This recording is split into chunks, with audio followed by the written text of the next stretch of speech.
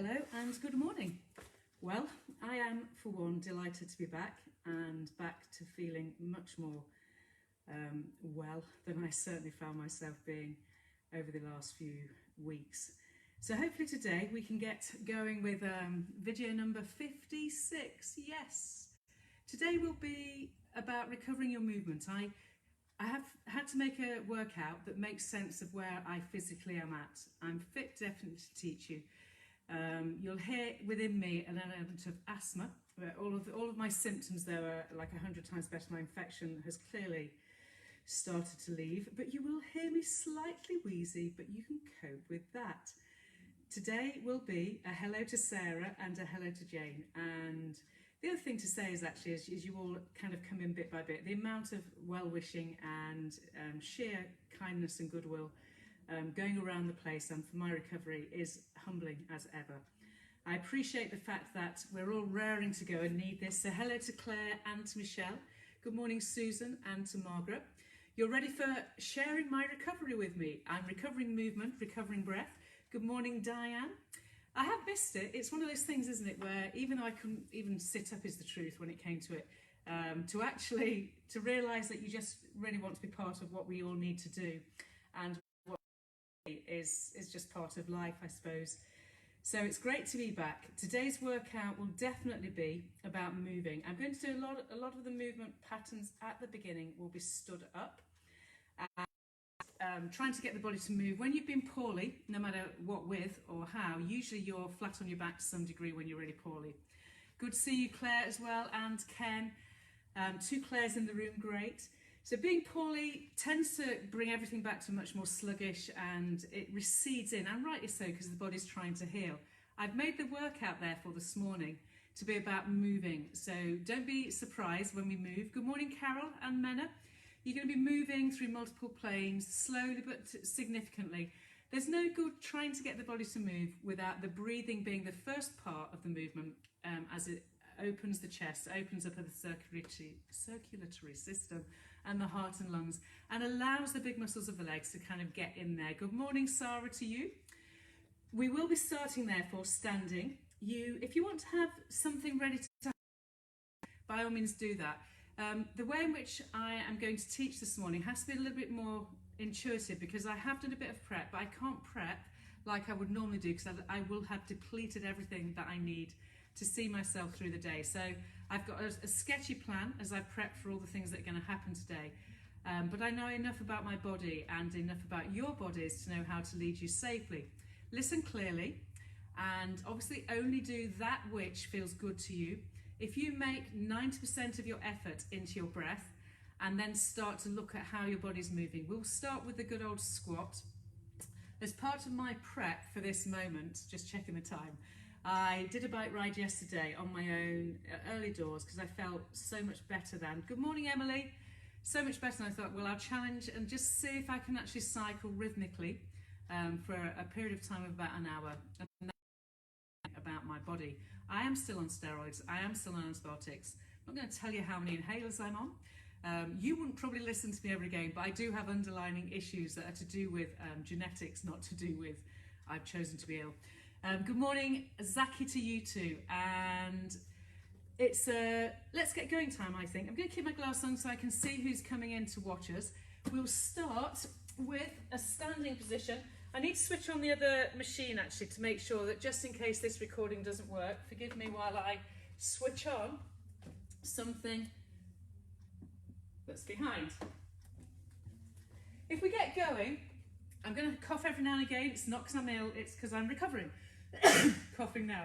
You're going to start with your feet in parallel, and as you get your body ready to roll. Good morning, Susan oh, you're back. Great. So Susan's been over to the States and back again, like you do. As we recover our sense of connection, the first part of connection is breath, as I bang on about always. You're inhaling and exhaling as deeply as you can, and good morning, Donna. As you're breathing deeply in and out, filling the whole chamber of the core area here with your oxygenated air, expansion and contraction is what you want to wake up. We'll use the squatting position. I'm going to start my fingertips on my hip bones. The squat, as you hinge back and forwards, is going to be done slowly. The first thing that disappears when you're so busy lying flat or perched upright in sofas and beds is your hip loses some of its symmetry again. So the inhaling and the exhaling, I need to remind my pelvis not to twist, not to find its usual default setting, but to find a new way. Good morning, Thomas. Tom's watching probably to check up on me and make sure I'm behaving. As you breath deeply in and deeply out, it doesn't matter which way round it is. In fact, why not play with the breathing on the journey down and journey up and make sure you find which way round you want to take it. We'll stay in this next squat.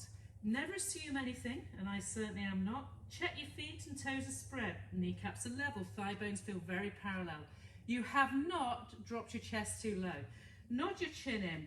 We'll stay here and inhaling, just do a gentle kind of end range movement where you're asking the connection to happen through the glutes. Don't clench the glutes. Core connect the pelvic floor by all means and the obliques, and keep the breathing going. The sense of using the whole of the foot from the every toe to the outside, to the back of the heel, as if pushing into sand. Good morning, Annie.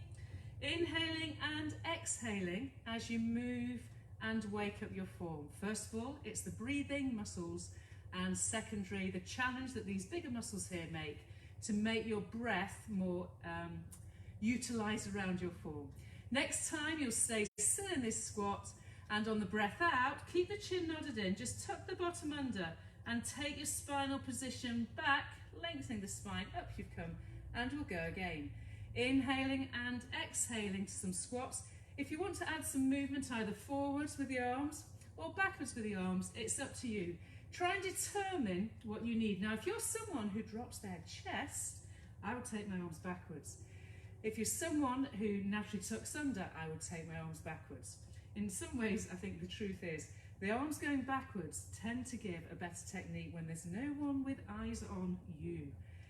So the breath is an inhaling and an exhaling. Remember, the main activity right now is your breathing muscles and the demand from the big leg muscles to utilise, optimise, and push that rich blood with oxygen around the body.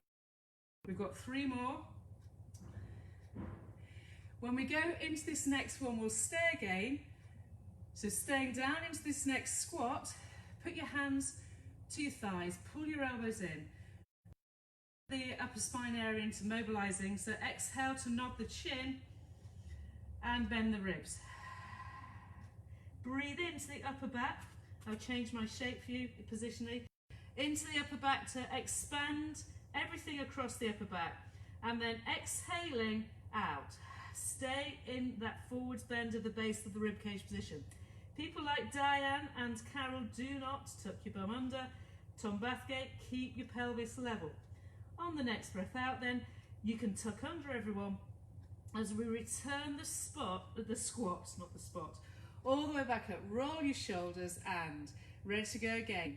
Inhale to the squat. We're going to take the pace up a tad. You may want to try the inhaling down and up, and the breath out, down and up. If you're not sure that you're someone who naturally finds your core area, Sarah round, use the hands and span the abdomen where the navel is.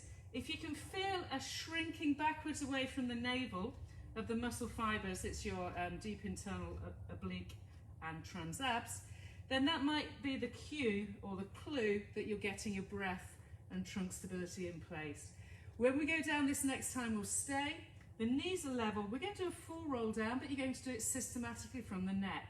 Have your hands on your thighs to start with. Have a huge breath in with me. Starting the breath out, the chin nods down. And it follows, keeping your hands on your thighs as you bend the ribs. I need to breathe. Have another breath in. You're halfway down, forwards bent spine. And then allow your arms to go.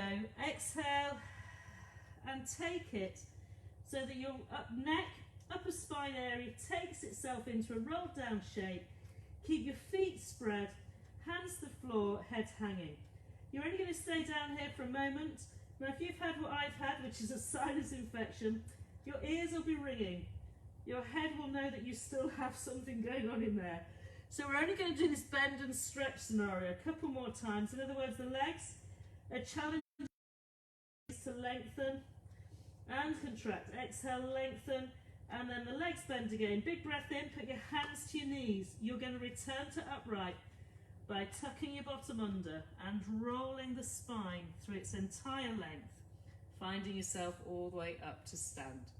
From that position there, we're going to take our legs slightly wider, the squat and stand slightly wider. Inhaling down and up, or your single breath. If you're someone still learning to breathe, let the inhale be deep and the exhale practiced. Breathing muscles get or need as much training as any other muscle in your body. You can't train your bigger muscles if your breathing muscles are insufficient to work with them. Make your emphasis in this training to be breath muscles, and then everything else will follow quite happily.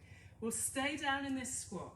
Again, the sense of finding an activation of the back of the area here, side bottom, not clenching bottom, the oblique connect, and really giving the chance with a smaller range of movement for the breath to continue to invade everything in the posture, inhaling and exhaling.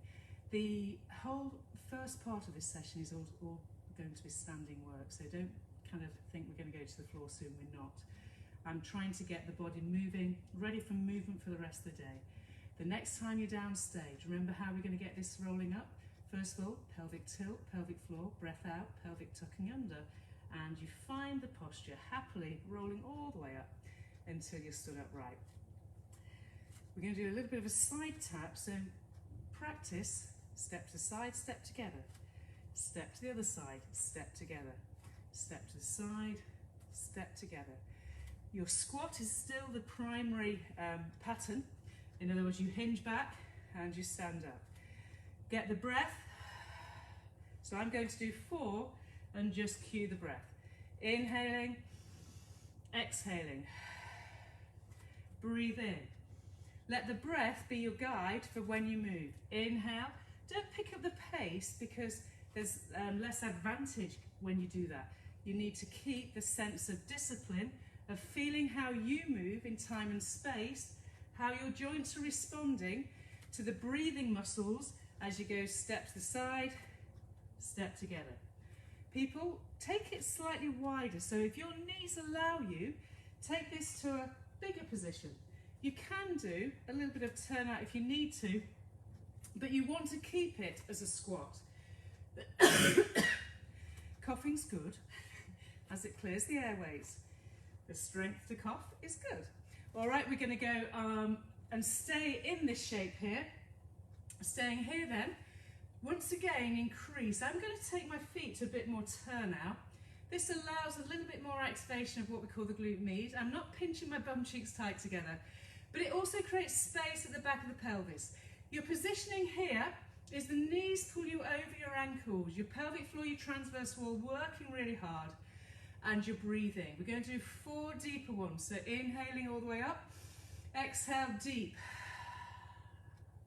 Pelvic floor inhaling and standing up, exhaling, deeper still. The breath you go to is determined by the ability to pull the thigh bones wide open and keep your ankles over the outsides of your feet. If you want to allow your arms to open as you go down, telling the lower body area to open, sometimes that just helps the brain to know exactly where to go. I'm going to do 4 without talking but breathing because it's really necessary for me. Inhaling and inhale, pull the navel to the spine. Exhale, deepen. The hip gets stiff and tight. It doesn't naturally stay flexible unless you're a bendy Wendy. Stay down here, everyone, and add to your body the opening out of the back of the seat bones that you've been sat on, the opening out of the adductor area that closes up when we sit with our legs together. Inhaling and exhaling. We'll take this next one down there. Make sure you're in a neutral spine position. I'm not going to change position. I'm going to stay in. I think we know enough now. Let your arms hang. You've got your forwards rolling spine, which is the mobility part of this position. I keep the load in my bum and my tongue. The breath out, I nod the chin, roll through the rib cage part of the spine. I refuse to tuck my bottom under, people. When you get down there, press your hands flat, let your head hang, and then exhale, push the legs straight, inhaling and bend. Breath out to push the legs straight, inhale and sit them wide, knees wide. Exhale, push. Push into your hands and your feet. Leave your head hanging if you're comfortable. Certainly don't poke your chin forwards.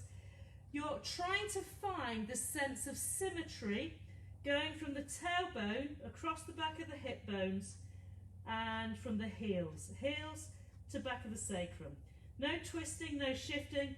Twist is told by the fact you feel pinchy. From this position here then, you've all got your mobilised open hip position, your head's hanging, your ribs are bent more than anything. Walk your feet back in until you find yourself back into parallel. Put the hands on the knees, pull the chin to the throat, and exhale, roll your spine up, tailbone tucking under as you come all the way up. Once you're upright, we're going to take some single leg stuff. The first position, which is the ugliest for most of us, the ability to step forwards and step back. Have in your mind a position that you want your foot to go to, and it's the forwards lunge and back. Now, if you feel more comfortable having a surface to guide you into the position, then that too is fine.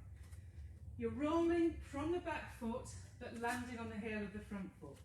Inhaling, exhaling, whichever way round the breath goes, it's almost as irrelevant in these movement patterns here, but what is relevant is that the breath is the purpose for the position.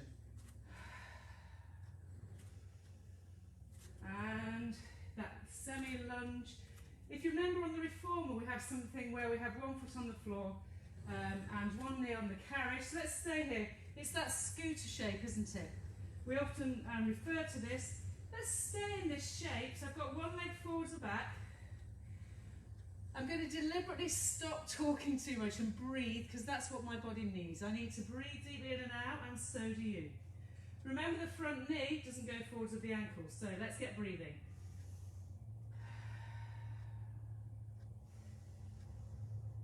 Deeper breaths. Pelvic floor. Nothing in the back. Okay, I'm ready now to step backwards again. Ready to do my other leg. So send your other leg forwards.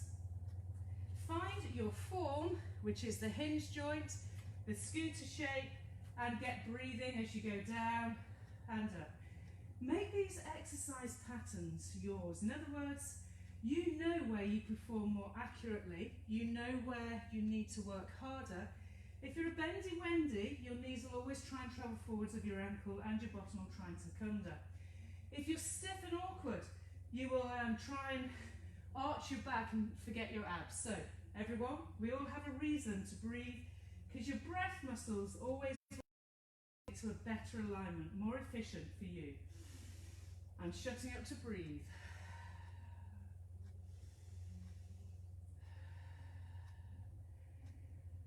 The breath deep in and deep out. Feel the abdominals massage in towards the hip bones, hollowing them. And then you're ready for two more. Are you ready to then stand up? Once you're upright, stay. The other position I want to wake up for the body is the abductors more efficiently. Find the squat again. You can use the bar still or your chair, don't worry. From here then, your core is enlivened. You're more aware of the pelvic area completely at the hip. Peel the right foot to tiptoes and step it to the side. Step it together. Stay in this squat. Step the other leg to the side, step it together. Breathe in and out. As you get into this, you can start to add a bit of lifting and lowering. Your rules continue the same. The body needs to hinge at the hip. As one leg goes to the side and you stand up, to the side and up, it's still lined up with the heel and the toe. The body wants to step, tap, and side tap. If you want to put your hands across your chest, that's another way of making sense. But again, if you're someone who struggles and drops the chest rather than moves at the hip, then you may want to have your hands behind you, reaching like this. Let's go breathing. The body naturally wants to twist, and I'm really aware in doing this that one side kind of wants to shift more than the other. Keep the chin nodded in if you can, although I appreciate we're all watching screens. Okay, now add a little bit of the upper body. So one leg goes out sideways, the other arm comes across the opposite knee. Again, it's quite a rhythmical and a sense-making move for the posture. The posture likes that kind of connection from top to bottom diagonally. Check where your leg lands. Don't allow the knee that bends to come forwards and resist the leg that reaches out, going backwards of the standing heel. Got two more. Remember the chin's in. Last time. And up you come. I need us to go to the floor now. If you stand ready, we'll use the mat from this moment in. I need to breathe. So you're breathing deeply in and out, reach your arms to the sky, inhaling and exhaling. Let's do some inhale to reach and exhale to pull the arms down, and repeat. Inhaling, up you go, exhaling, down you go. If you'd like to roll to tiptoes as you breathe in, and feel the breath ground you on the exhale. Inhale for the length and space through the posture and the spine, and the breath out to ground and to core connect. Two more. Inhale, roll up, reach up. No leaning forwards or backwards. All of your ankle stabilizers, pelvic stability positioning happening. Inhaling and exhaling. Okay, inhale now and ready to roll down on the breath out. Nod the chin and find that forwards rolling spine as you work through your spine in sequence and find yourself down there. Feet are level and parallel. You're ready for walking into your plank. Breathe and then take the posture into its diagonal line. Your first moment, which isn't going to last very long, of grounding through the hands, pushing through the feet, using the breath. And now let the knees come down and leaving your hands where they are, slide backwards and forwards. Make sure there's no gripping in the shoulder, which I just had. All I've done is keep my knees level with each other. Your exercise now is to inhale and pull yourself back to where you were, which is like a 3/4 length press up. And a breath out to shrink the tongue. Send your seat muscles backwards. Don't tuck under. Inhale, pull through your armpits and your forwards over your chest between your thumbs. Exhaling and back we go. And inhaling, pulling forwards, using every trunk stabilizing muscle possible as you go back and forth. Each time you're finding your hinge into its deepest place here, and the armpit is open, finding then the hinge at the armpit, and your arm is at 90 degrees from shoulder to trunk. Inhaling back you go, and exhale up. Another key here, we're going to find ourselves in true hands and knees. The key to recovery is don't hold positions. If you've been poorly, especially if it's respiratory, to keep moving and breathing is what your body needs. It needs a low level of continuous activation with oxygen. Here we go. You're used to this position, it's hands and knees, so while you're waiting and listening and breathing, your position is definitely lengthened spine and neutral. We'll slide the right leg back on the breath and slide the left hand forwards on the breath and return both limbs back. Exhaling to core connect. Inhale to float, opposite sides. Exhale, return. Breath in to change sides. Shoulders away from the neck. Breath to float. Breath out to return. Breathe in, ready to change sides. Exhale to core connect. And float. Breathe in. And breathing out to return. Inhale to change. Crown of the head reaches. Exhale. The leg does not leave the ground, people. The leg is staying as though it's drawing a strong, long line from under the knee to back to end of your mat to return. Keep it very methodical with your breath. And rather than thinking of the limbs that are moving, tune into trunk stabilizers. that are allowing the limbs to move effortlessly whilst the trunk effortlessly finds its strength. Okay, you've got once more each side. You've got your leg and your hand. If you're not sure at the level I'm working, have a look at the screen. It really is low intensity, beautifully core connecting abs, whilst one arm, one leg find their stability from the trunk. The next time you find yourself onto your knees, stay, and then you've got your cat stretch. So exhaling to pelvic tilt, all the way until you find your chin to your throat and chest. Breathe in and out of this position again, breathing into your upper back area, not into your lumbar area. Keep the knees heavy. Feel the rib cage shrink. And on the next breath in, allow the whole posture to go into your opposite plane of movement. Cleavage forwards, crown of the head reaching, tailbone to the ceiling. Now breathe in and out of here. You'll experience the length and tightness in the oblique transverse area. In other words, from middle ribs all the way down to the pubis and under the navel. If you're doing this whilst core stabilizing, you don't feel it in your back. The back feels lovely. You feel the lengthening out of the muscular structure that is everything transverse, internal, external obliques. Okay, your sats and lats are definitely working. Surats and lats even. Okay, people, exhale then and safely find yourself back to a norm of midway. We'll come onto our seat, ready for seated rolling up and down. The rules, remember, are that you keep both kneecaps level, feet level, and for the first part here, hold on to your shins, big breath in, and look to the ceiling and open the chest and assist that. Pull your collarbones wide. Imagine that smile that we talked about last week, going from the sternum to the either collarbone. Breathe in and then breathe out again, and now do just straight forwards, bending, flexing the ribs. Breathe in and out just here. And on the next inhale, up you go. Using the pull of the upper back into extension by pulling on your shins. Shoulders away from the neck, inhale again, and exhale to pull the chin and feel the abdominal wall, flex the ribs. Stay with your arms now, you're in forwards flexion spine.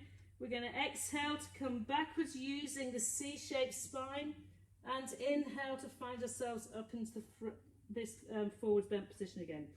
Exhaling, navel to spine, roll back, inhaling, and forward you go.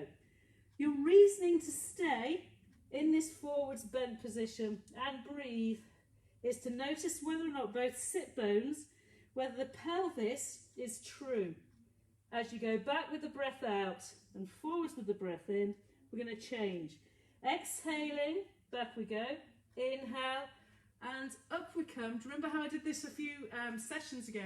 Open the chest, hands behind. Exhale, forwards bend as you roll. Inhale, drive the chin to the chest, and then free the chin up from the chest and lift up. If you need to take extra breath, then do so. Breathe out has to be the bend of the ribs, because the breath out flexes the thoracic spine. And the breath in is always really useful for lifting up and finding the space that you just have created.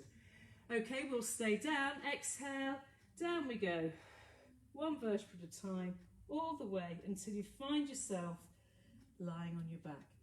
If you need a head pad, then find one. If you don't, we're not here for long. I promise you that we're going to move through everything easily and lightly. So the first lying down position, sometimes lying down when your chest isn't brilliant can feel a little bit too much. We'll be here long enough to enliven everything through the upper thoracic and the deep obliques.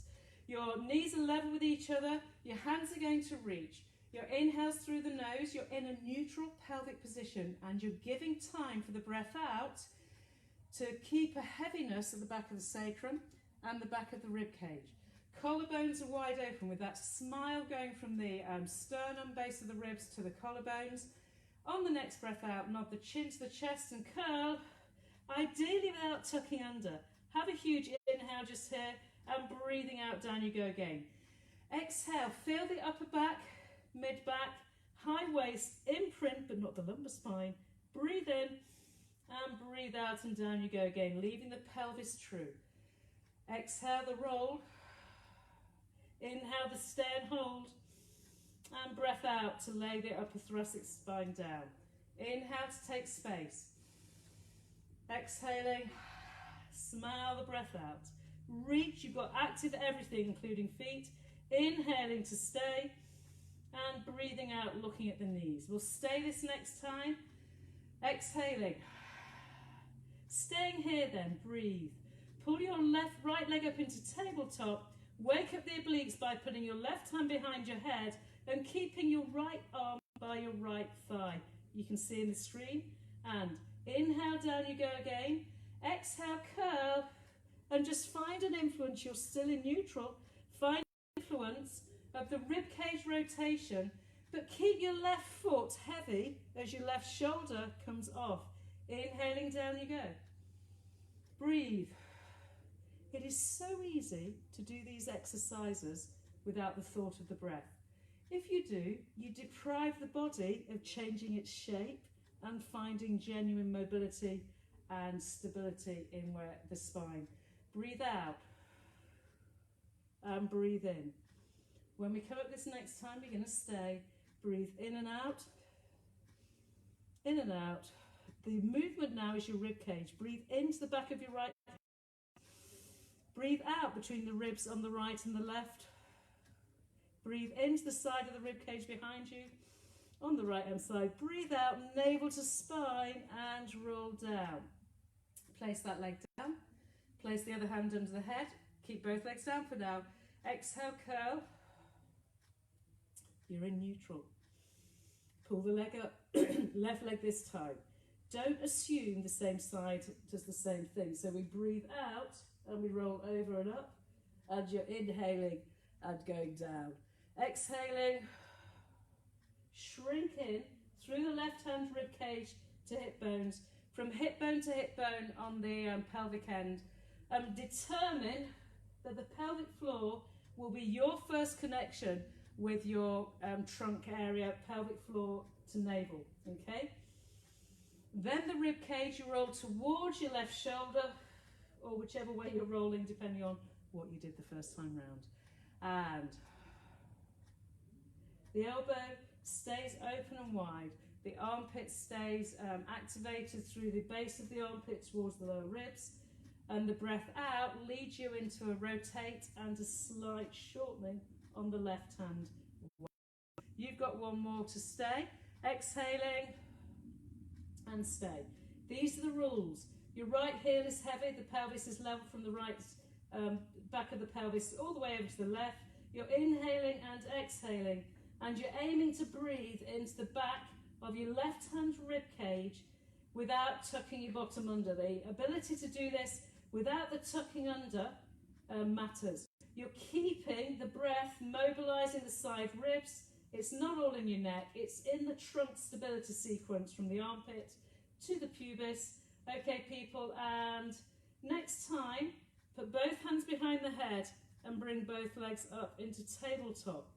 Take the hands to the back of the pelvis, thighs even, not pelvis, and do a gentle imprint of the lumbar. Stay there. Now, if this ends up straight into your back, pop your legs back down again, or add more upper body strength as you hold this form. Inhaling and exhale, send the legs up. Breathe in. As your knees come back, you can now roll the upper spine down. Exhale, elbows bend, and you reach the legs up. You're keeping your chin to your throat, your navel stays flat, and the more assist you need because of stiffness in the upper spine or stiffness in the lower spine, the more you use your upper body with the bicep and the oblique. Okay, so the biceps help. You keep your shoulders away from the neck. You breathe that smile into the clavicle area. Exhaling. When the inhale pulls the knees back and you stay up, you train the fibers of the oblique to stay shorter. Exhaling, they shorten. You keep them short despite breathing in as you pull your knees back, and then you roll back down. We only have one more. Inhaling, pull the knees in, feel a strong imprint, and down you go. From there then you'll come onto your side. Side positioning, I'm going to go through one leg bent, the top leg is going to stay. Actually, you don't necessarily need it. If you want head pads, by all means use them. Bottom leg bent, perfect neutral. Again, using movement as a means of connecting the breath to the trunk. I literally have done no Pilates since being poorly Wednesday night. So the inhale and exhale, reminding my form what matters. No one stays as they were. Even by sleeping overnight, everything changes.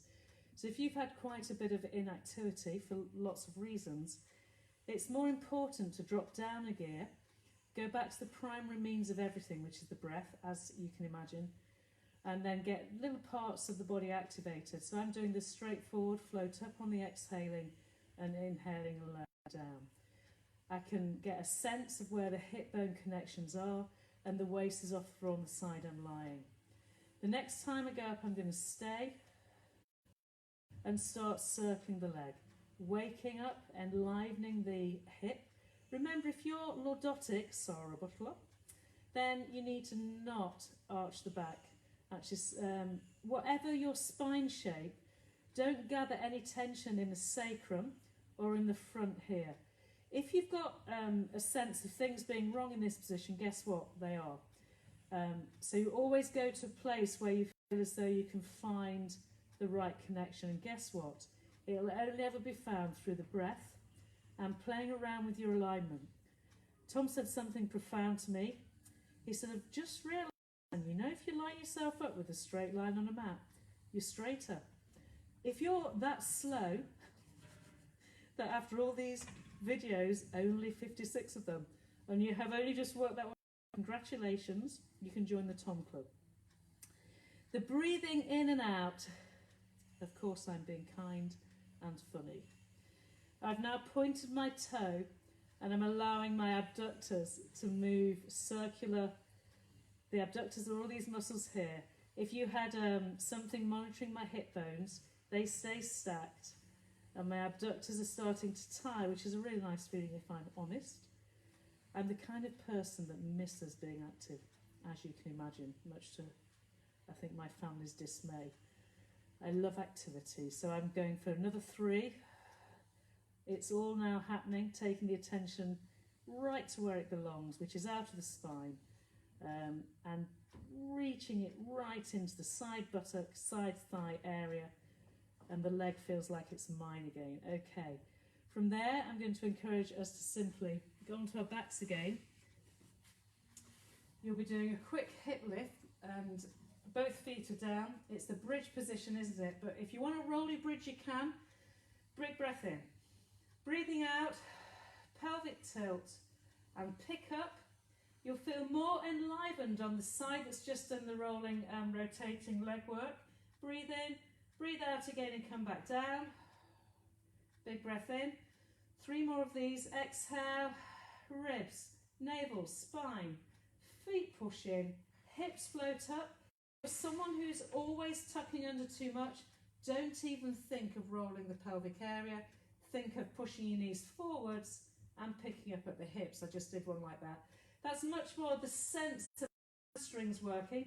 If you're really stiff and lordotic, in other words, you desperately need that rolling spine shape. You know who you are for those positionings.